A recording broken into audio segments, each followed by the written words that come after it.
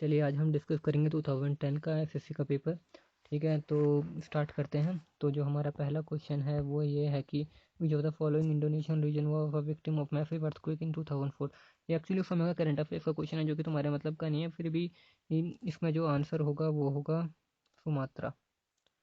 Sumatra Sumatra is the right answer. आपको Indonesia के कुछ आइलैंड्स हैं जो आपको याद रखने हैं। सबसे बड़ा है सुमात्रा और सबसे फेमस है जावा।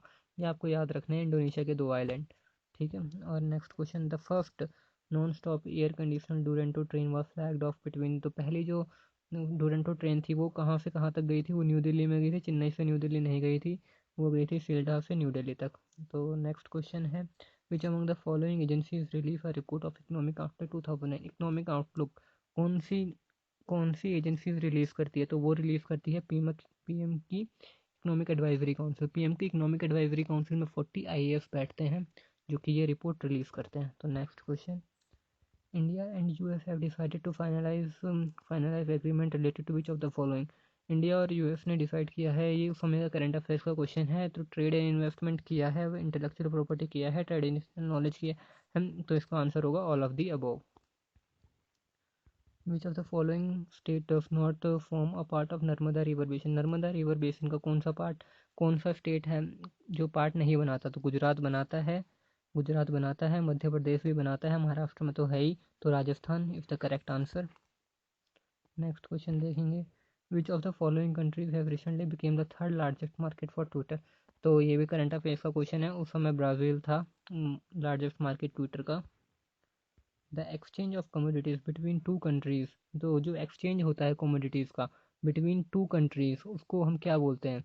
उसको हम बोलते हैं वॉल्यूम ऑफ ट्रेड। कि कितना वॉल्यूम ऑफ ट्रेड, कितना वॉल्यूम ट्रेड हुआ दोनों कंट्रीज के बीच में, कितना अमाउंट ऑफ ट्रेड हुआ, उसको हम कहते हैं वॉल्यूम ऑफ ट्रेड। मतलब बेसिकली कितना ट्रेड किया है दोनों ने। ठीक है, नेक्स्ट क्वेश्चन देखते हैं।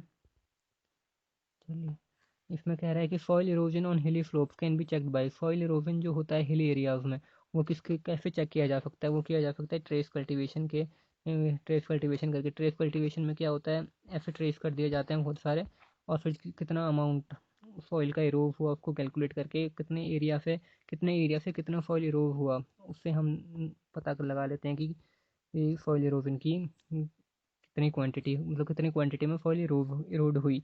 Who coin the world geography. Geography का किसने टर्म दिया था? तो वो दिया था अर्थोसेनिस ने। आपको याद रखना है हेरोडोटस, इसने हिस्ट्री के फादर हैं।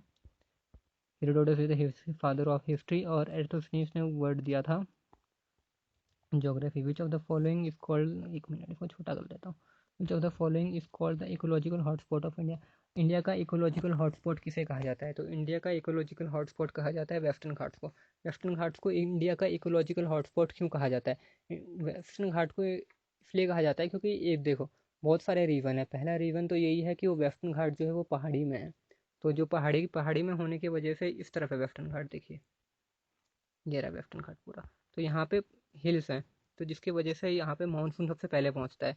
मानसून सबसे पहले पहुँचता है तो यहाँ पे बहुत हैवी वाटर डिस्चार्ज होता है बारिश की वजह से। और इसमें दूसरा रीज़न ये है कि देखो, ट्रॉपिक ऑफ कैंसर ना यहाँ से जाती है। ट्रॉपिक ऑफ कैंसर यहाँ से जाती है, तो सन की रेज इस रीजन में डायरेक्ट पड़ती हैं, तो जिसकी वजह से यहाँ पे इवेपोरेशन और कंडेंसेशन एक साथ होता है। तो यहाँ पे बारिश बहुत ज़्यादा होता है, जिसकी वजह से यहाँ के पेड़ जो होते हैं बहुत घने रह जाते हैं। पेड़ घने रह जाने की वजह से होता क्या है, होता ये है कि यहाँ पे बहुत सारे ह्यूज अमाउंट ऑफ बायोडाइवर्सिटीज हमें देखने को मिलती हैं। अलग अलग तरीके के जीव यहाँ पे देखने को मिल जाते हैं। The art of science of map making को क्या कहते हैं? मैप मेकिंग को कार्टोग्राफी कहते हैं। नेक्स्ट क्वेश्चन देखेंगे, the age of earth can be determined by. Earth की एज कैसे निकाल सकते हैं? रेडियोमीटर डेटिंग से निकाल सकते हैं।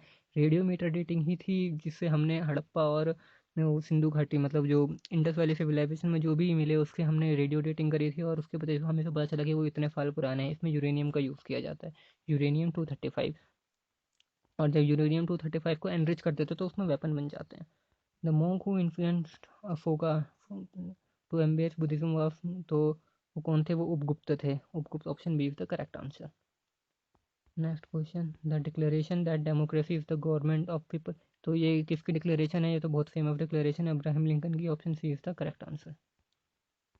The Lodhi dynasty was founded by, Lodhi dynasty के फाउंडर कौन थे? लोधी डायनेस्टी के फाउंडर थे Bahlol Lodhi and Ibrahim Lodhi was the last ruler. Babur से हार गए थे। Harshvardhan was defeated by, Harshvardhan किससे डिफीट कर गए थे? हर्षवर्धन हार गए थे पुलकेशिन II से। Who among the following was an illiterate, पढ़ना लिखना किसे नहीं आता था? पढ़ना लिखना नहीं आता था अकबर को, नाम लिखना भी नहीं जानते थे। Which governor generally associated with doctrine of lapse, doctrine of lapse किससे रिलेटेड है? डॉक्ट्राइन ऑफ लैप्स है लॉर्ड डलहौजी ने। लॉर्ड डलहौजी ने क्या किया था? 1853 में ही 1853 में इन्होंने रेलवे स्टार्ट करी थी इंडिया में। और लॉर्ड कर्जन से पूछेगा तो इनके इनके लॉर्ड कर्जन के पीरियड को क्या कहते हैं? पीरियड ऑफ डिपार्टमेंट कहते हैं। इन्होंने बहुत सारे डिपार्टमेंट की इस्टेब्लिशमेंट की थी। India obtain dominion status, India ने डोमिनियन स्टेटस कब हासिल किया था? तो 15 August 1947 is the correct answer. 15 August 1947 is option B is the correct answer.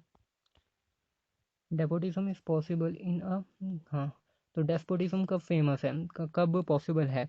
One party, हाँ वन पार्टी में है, टू पार्टी में नहीं है, मल्टी पार्टी में भी नहीं है, two and multi party state में। तो डेस्पोटिज्म का मतलब होता है क्या? डेस्पोटिज्म का मतलब होता है तानाशाही। तानाशाह, तो तानाशाही किस में फेमस है? तानाशाही तो वन पार्टी स्टेट में फेमस है। चाइना को देख सकते हो आप, जो कुछ चाइना के अगेंस्ट बोलता है वो गायब हो जाता है। तो ये Karl Marx belongs to, Karl Marx Germany से बिलोंग करते थे। ओके, इसमें भी तो किसी को कोई दिक्कत नहीं है। Next question, which of the following even guardian of fundamental rights का गार्डियन किसे कहता है? जुडिशरी को किसे कहा जाता है? एक मिनट, फंडामेंटल राइट्स के गार्डियन किसे कहा जाता है? जुडिशरी को। अंडर आर्टिकल 32 जुडिशरी मतलब supreme court can issue writ अगर तुमने फंडामेंटल राइट का वायोलेशन हुआ है तो। सरकारी का कमीशन वॉज कॉन्फर्ड विद, सरकारी का कमीशन किससे किससे कंसर्न रखती है? सरकारी का कमीशन रखती है सेंटर एंड स्टेट रिलेशनशिप से। ठीक है, next question, the speaker of the Lok Sabha have address for his letter of resignation. तो स्पीकर ऑफ द लोकसभा अपना लेटर ऑफ रेजिग्नेशन किसे देते हैं? वो देते हैं deputy speaker of the Lok Sabha को। नेक्स्ट क्वेश्चन लिखेंगे, I want to become a design only when it's backup by, तो ए डिमांड कब बनेगा? जब उसकी एबिलिटी हो परचेज होने की, हाँ बन सकता है। नेसेसिटी टू बाय, हाँ हो सकता है। डिजायर टू बाय प्रोडक्ट, हाँ यूटिलिटी ऑफ द, तो इसमें आएगा यूटिलिटी ऑफ द प्रोडक्ट। इसको आप ऐसे समझना, अगर कोई 5 रुपये की चीज़ 15 रुपये में बिक रही है तो वो कभी भी डिमांड नहीं बन सकती। ठीक है, अगर 5 रुपये की चीज़ 5 रुपये में ही बिक रही है तभी वो डिमांड बनेगी। और एबिलिटी टू परचेज, ये तो सब कंज्यूमर सरप्लस आ गए, तो कंज्यूमर के पास चला गया। The term micro and micro economics, तो टर्म माइक्रो और माइक्रो इकोनॉमिक्स किसने कॉइंड किए थे? वो किए थे जेएम कीज ने। बहुत फेमस क्वेश्चन है इकोनॉमिक्स का ये तो। During the period of inflation tax rate, तो इन्फ्लेशन के समय जब मंदी चल रही हो मार्केट में तो टैक्स रेट को क्या होना चाहिए?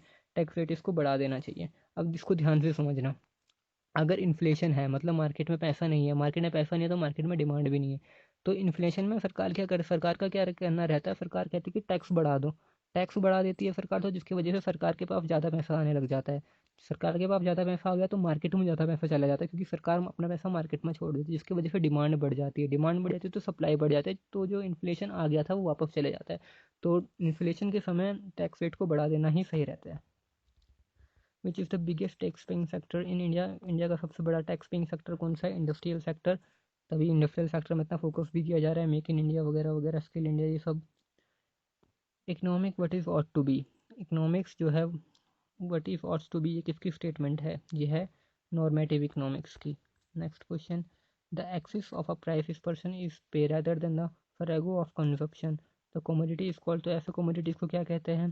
प्रॉफिट, प्राइस तो नहीं कहते, प्राइस तो कैसे नहीं, प्रॉफिट तो नहीं कहते, इसको कहते हैं कंज्यूमर सरप्लस, इसको कहते हैं प्रोड्यूसर सरप्लस, इसको प्रोड्यूसर सरप्लस कहेंगे। ठीक है, नेक्स्ट क्वेश्चन। नेक्स्ट क्वेश्चन, चलिए स्टार्ट करते हैं। Silver halide, silver halide are use in the photographic plate, because silver halide को फोटोग्राफिक प्लेट्स में क्यों यूज़ किया जाता है? Because they reduce by the light, क्योंकि वो सिल्वर हैलाइड जो होती है वो लाइट से रिड्यूस हो जाती है। Tetraethyl lead if a catalyst, क्या टेट्राइथाइल लेड क्या है? अच्छा क्वेश्चन पूछ रहा है टेट्राइथाइल लेड क्या है, TEL क्या है? कैटलिस्ट है ना? कैटलिस्ट तो नहीं है, एंटीऑक्सीडेंट नहीं है, ये भी नहीं है, रिडक्टेंट, एंटी नॉकिंग कंपाउंड, हाँ tetraethyl lead anti knocking compound है। तो कुछ एंटी नॉकिंग कंपाउंड है जो आपको याद रखने हैं। पहला तो यही है टेट्राइथाइल लेड, दूसरा है अल्कोहल, और दूसरा है MMT। ये एंटी नॉकिंग कंपाउंड्स होते क्या हैं? एंटी नॉकिंग कंपाउंड्स वो होते हैं जो तब यूज़ किए जाते हैं जब इंजन नॉक हो गया हो, तो इंजन की नॉकिंग दूर करने के लिए हम एंटी नॉकिंग कंपाउंड को यूज़ करते हैं। क्यूरी पॉइंट क्या है? Curie point is a temperature at which Curie point में क्या होता है? मेटल अपनी मैग्नेटिक प्रॉपर्टी छोड़ देता है। तो कहाँ पे लिखा है? Metal loss its magnetic property. Option B is the correct answer. 84 isotope that use in the production of atomic energy. Atomic energy के लिए कौन सा यूज होता है? U35 235 यूज होता है। The acceleration due to gravity at the equator. Equator में acceleration due to gravity कैसा होगा? Less than the poles, greater than the poles, equal to the poles, does not depends on the earth. क्यों नहीं less than at the poles? Poles में ज़्यादा होगा obviously, क्योंकि हमें मैग्नेटिक फ्लक्स ज़्यादा है, तो वहाँ पे एक्सेलरेशन ड्यू टू ग्रेविटी ज़्यादा होगा। Which of the following is not a nucleon. कौन सा इनमें से न्यूक्लियर नहीं है? Positron is not a nucleon. The material use in the manufacturing of lead pencil. Lead pencil के लिए क्या यूज़ किया जाता है? ग्रेफाइट यूज़ किया जाता है। ग्रेफाइट से नोक बनती है। The angle of friction and angle of repose are. Angle of friction और एंगल ऑफ रिपोज क्या है? वो इक्वल एंड अपोजिट होते हैं। Equal to each other, not equal to each other, equal to each other. Processor speed computer is measured by. Processor की speed MIPS से नापी जाती है। सी लैंग्वेज कैसी लैंग्वेज है? C language high level language है। Option B is the correct answer. What's happens to a person who receive wrong type of blood. अगर किसी का ब्लड ग्रुप A पॉजिटिव है और उसको B पॉजिटिव का ब्लड दे दिया, तो उसकी बॉडी में क्या होगा? उसके RCB जो हैं वो एक्टिनेट हो जाएंगे। एक्टिनेट का मतलब क्या होता है? सारे RCB ऐसे चिपक जाएंगे उसके। अगर किसी को रॉन्ग टाइप का ब्लड दे दिया तो दिक्कत हो जाएगी उसे। NIF stand for. NIF किससे स्टैंड करता है? National information sector. National information sector. Option D is the correct answer. If all bullets could not remove from a gun shot, injury of a man make of. तो अगर सारी की सारी गोलियां नहीं निकाली किसी आदमी के शरीर से, तो उसके शरीर में पॉइजनिंग हो जाएगी। तो पॉइजनिंग किसकी वजह से होगी? लेड की वजह से होगी या आर्सेनिक की वजह से होगी? वो होगी आर्सेनिक की वजह से, क्योंकि जो बुलेट होती है उसमें आर्सेनिक का यूज़ किया जाता है। रिंग वॉर्म क्या है? रिंग वॉर्म इज अ कौन सा डिजीज है? Ring worm is a fungal disease. Fungus की वजह से होता है। ना होगी नहीं तो रिंग वॉर्म हो जाएगा। पिट्यूटरी ग्लैंड से सिचुएटेड। पिट्यूटरी ग्लैंड कहाँ होता है? हमारे गर्दन के ऊपर और सर के नीचे होता है। Base of the brain. Base of the brain is the correct answer. Who discover cement. Cement किसने डिस्कवर किया था? सीमेंट की डिस्कवरी की थी जोसेफ एस्पिडीन ने 96 में। C is the correct answer. According to RBI reports on the trend and process banking, the non-performing assets India 2008 for Indian banking 2008 have stood at। ये उस समय का करंट अफेयर्स का क्वेश्चन है। इसका आंसर था 2.3%। तो ये इससे तुमको मतलब नहीं है। Windows 7 the latest operating Microsoft corporation have Indian languages font. India की कितने लैंग्वेज? 49 है। 49 is the correct answer. 49 is the correct. TRIPS and TRIMS are term associate. TRIPS and TRIMS कहाँ यूज होता है? WTO यूज करता है countries के illegal trade को रोकने के लिए। क्या है? President ordinance can. हाँ, प्रेसिडेंट ऑर्डिनेंस फोर्स कब तक रह सकता है? वो 6 महीने तक रह सकता है। इसको आपको ऐसे समझ रहा है, जो नेशनल इमरजेंसी है वो 3 महीने तक रह सकती है, और जो प्रेसिडेंट ऑर्डिनेंस जिसको हम स्टेट इमरजेंसी या प्रेसिडेंट रूल भी कह सकते हैं, वो 6 महीने तक रह सकती है। नेशनल इमरजेंसी में क्या होता है? 3 महीने के बाद हमें पार्लियामेंट से परमिशन लेनी होगी इसको 6 महीने एक्सटेंड बढ़ाने के लिए। पर प्रेसिडेंट ऑर्डिनेंस या फिर जिसको हम स्टेट रूल कहते हैं, प्रेसिडेंट रूल कहते हैं, स्टेट इमरजेंसी कहते हैं, इसको हमारे पास में 6 महीने का टाइम रहता है कि हम पार्लियामेंट जाएँ और पार्लियामेंट से अप्रूव करवाएँ। तो ये थे आज के क्वेश्चंस। आशा करता हूँ आपको पसंद आया। कुछ भी नया सीखा हो तो लाइक शेयर सब्सक्राइब करना और थोड़ा सपोर्ट करना। हो सकता है कि अगली वीडियो कल ही आ जाए, जिसमें हम 2011 का पेपर डिस्कस करेंगे, GS पार्ट। तो धन्यवाद। Thank you and have a nice day.